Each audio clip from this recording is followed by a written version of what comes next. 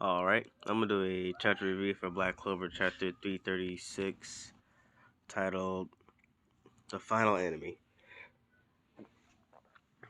So it first starts off with some of the Black Clover I guess nobles or royals have a discussion about what just happened previously about Lucius kind of destroying part of the kingdom. Some of the nobles or royals are saying the Witcher King is an enemy. That can't be. He risks his life to protect his people, remember? Yes, but there were witnesses. If that's true, what will become of the kingdom? So I guess right now, the Black Clover Kingdom, they're in disarray and in awe because of the person they trust the most is their biggest enemy. And and then we see, walking into I guess to the room where everyone was celebrating Asa's promotion. And we see, his face that he clearly is upset about what just happened. You see all the captains and Nero here, and then Nero, Mimosa, and Noel give their report on the recent event that just happened. And we see even the girls' faces are also in awe, and they all look sad and depressed about what happened. And then the captains start discussing it between themselves.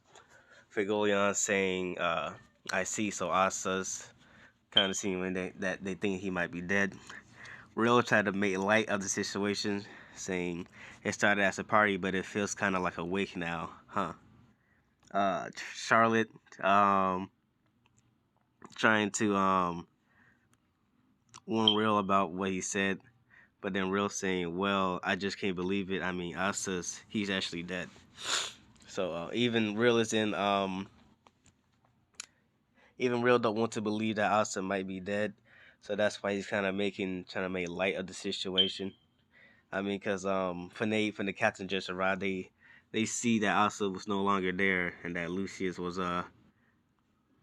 just leaving. Then we see Yami upset more than ever than we ever seen in this series, calling out Knock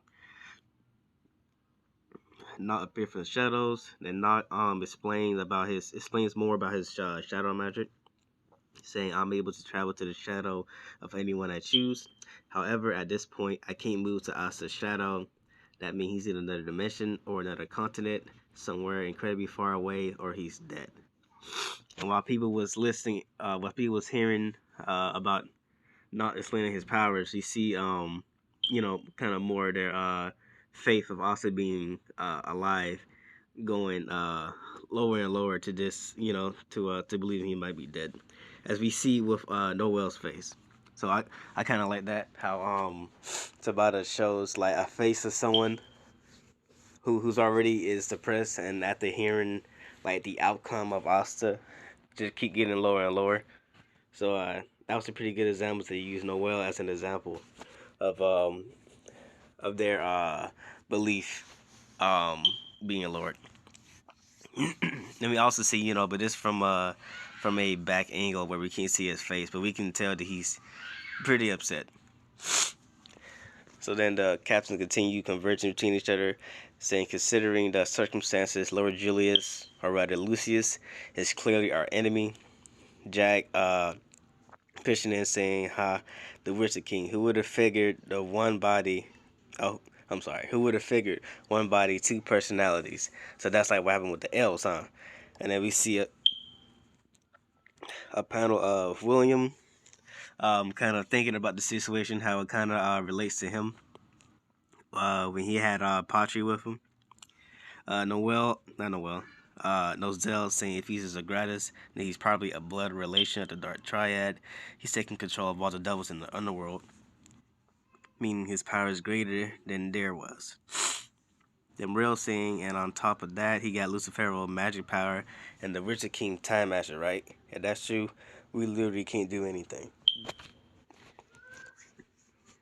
So all the cats are conversing, trying to exactly understand what's how dire the situation is.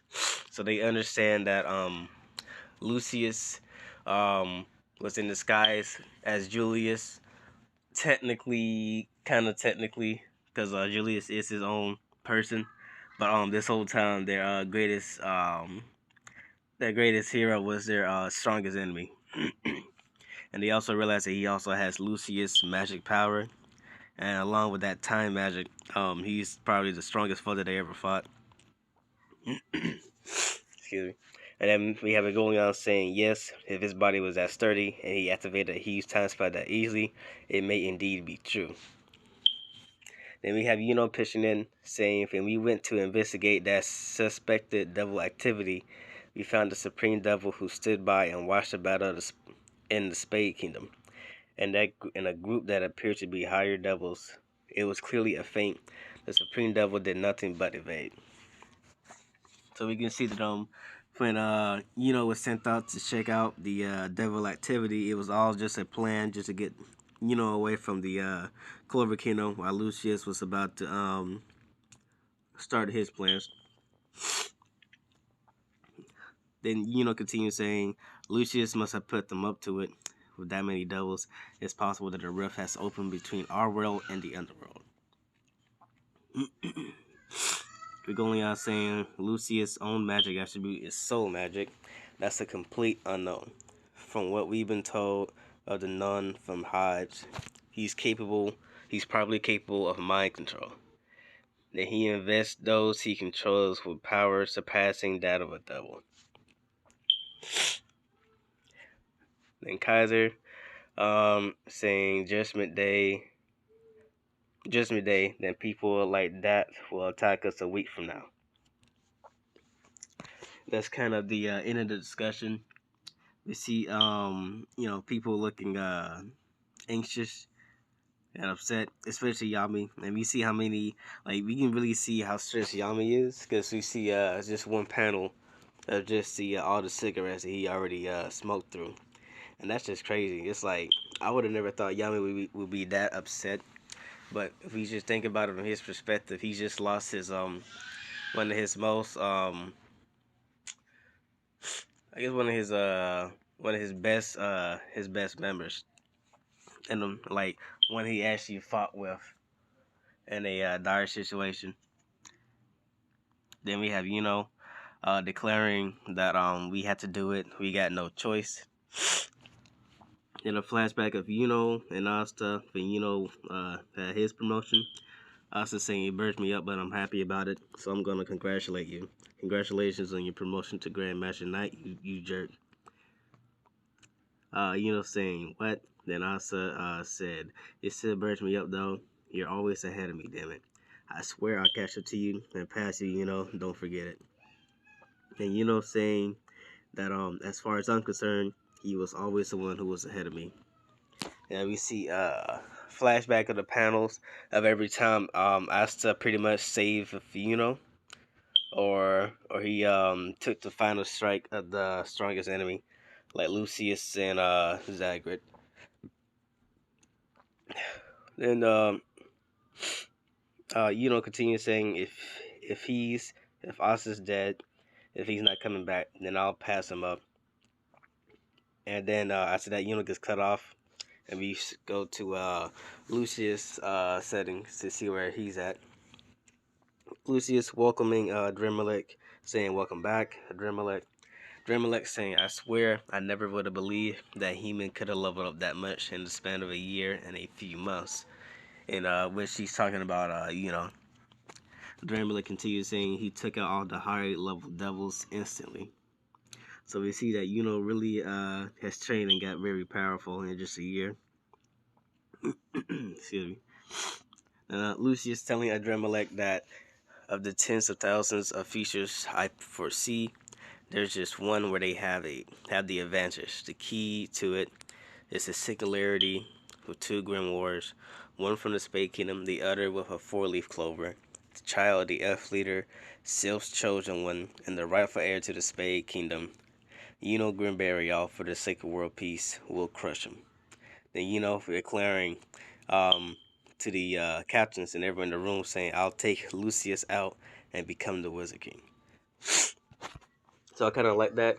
The little duality of their resolve for what they're going to be fighting for. So Lucha's going to be fighting to defeat Yuno. So any chance of the Clover Kingdom have in stopping Lucius' plans, that would be their final chance.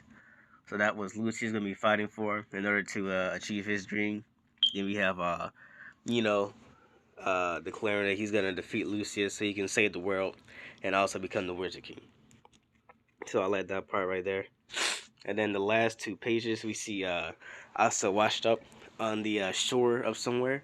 We see him bloody, his back injured, his grimoire spread across the sand. And then the last page, we see a shadow in front of Asta, and we see a figure who is kind of shaded out in a silhouette, saying, "Well, hey, there he is." And that's the end of the chapter. From what people say, from what I got from what people say, some people think that where Asta ended up is Yami's homeland. I think that'd be really cool. A lot of people was really expecting that Sabata would give us some I guess some insight on Yami's homeland, because it was kind of mysterious how Yami just like miraculously ended up to the Clover Kingdom.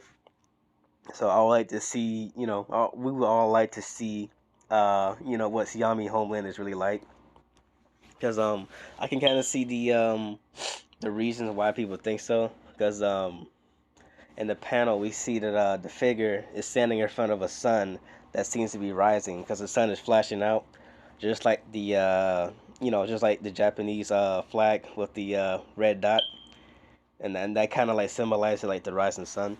And we see on the right, we see a kind of like a tree or a branch that resembles a bonsai tree. So those kind of the examples, and we can kind of make out his outfit, because he's partially shaded in black, but he kind of look like it's a different outfit that we haven't seen, something that is foreign, possibly a kimono, and that his hair type kind of resembles Yami's hair. So people are somewhat insinuating that he may be a relative. If he's if he's a citizen from the land of the rising sun, then he may also be a relative based on the hair that he has, a relative of Yami. But we'll have to see in these upcoming chapters. I don't think Tabata's gonna give us that in the next chapter. I think he's gonna go to another different topic. I would love to see, I'd love to get a confirmation if it is to the land of the rising sun. That'd be really cool. That would get a lot of people hyped. Because I don't know, the land of the rising sun seems so cool, because it's like from One Piece went to Wano, it was a really cool setting, a different pace, because it was all Japan oriented. So it would be cool. Black Clover is like kind of set in the medieval and like the kind of like the English times. So it would be a cool change of pace for it to be in a Japanese setting. But other than that, that's pretty much it. I really like this chapter. It was an okay chapter.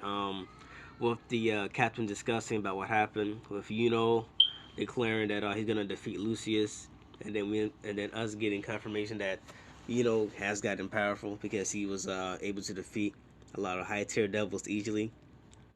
Also forgot to discuss about Lucius paladins. So from Lucius was talking to Adremelech, we see that he had four paladins. Two on the right of him was Damnatio and Sister Lily, and on his right was on his left was two other figures. The first one on Lucius' left, some people think it might be Borgin, just based on the structure. Excuse me, on the structure of the shadow figure. I can kind of agree with that. I just want to know how would that be possible? Because if Morgan was dead all these years, how would Lucius get Nox's soul? Because he would have to touch Nox, soul, because there would be no body. I mean, there would be a body, but it would be a body with no soul, and the body would be like decrepit. And then the last figure, I'm not sure who could that be at all. That could be a new person or a returning character, maybe Seke. That would be funny. But other than that, I think that's pretty much it. Um, like I said, it was a really good chapter for me. I'll give it a 9 out of 10. I can't wait to see what happens in the next couple of chapters. Hopefully, we do dive deeper into where Asa's at. It would be crazy though, because if it is the land of sun, then wouldn't Asa have to learn a new language? Because I think Yami had to do the same when he got washed up on the Clover Kingdom. But I digress. So that's pretty much it.